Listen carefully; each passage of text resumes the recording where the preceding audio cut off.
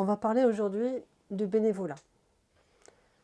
Justement, qu'est-ce qui t'a poussé à t'engager dans le bénévolat et de devenir présidente du club? C'est pas quelque chose qu'on pousse pas, on se dit pas je vais à tout prix devenir comme ça. Je pense que les choses elles se font parce qu'on a besoin d'un lien social.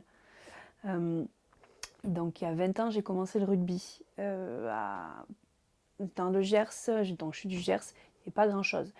J'ai découvert le rugby à l'école, au collège, et je me suis promis, parce que je m'y sentais pas trop mal, de continuer une fois au lycée. Donc je suis allée dans un club qui était à Aire-sur-Adour, et j'ai atterri ici. Et il y avait les cadettes du Berne qu'on appelait à l'époque. Et je me suis sentie bien, on rencontre des gens. Les premières personnes qui se sont occupées de moi, c'était des bénévoles, quoi, des dirigeants.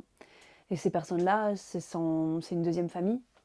Je pense à une amie aujourd'hui, Lolo, Laurence, ma mère, toute gentille, quand j'ai commencé le lycée ici, enfin le lycée en BTS plutôt, elle me confiait à Laurence, j'avais pas de permis au début, elle venait me chercher à mon appartement et elle venait m'apporter aux entraînements et je rentrais après. Enfin, c'est de l'entraide dès le début.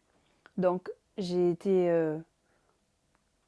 prise là-dedans naturellement parce que le rugby féminin reste du bénévolat.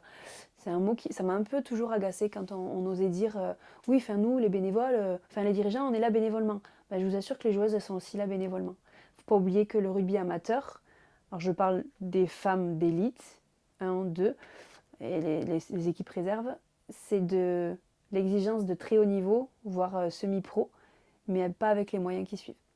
Donc malgré tous les efforts qu'on peut faire à l'heure actuelle, on est très très loin des conditions des hommes. Donc quoi qu'il arrive, c'est du bénévolat. Une joueuse est bénévole, un dirigeant est bénévole, pour l'instant.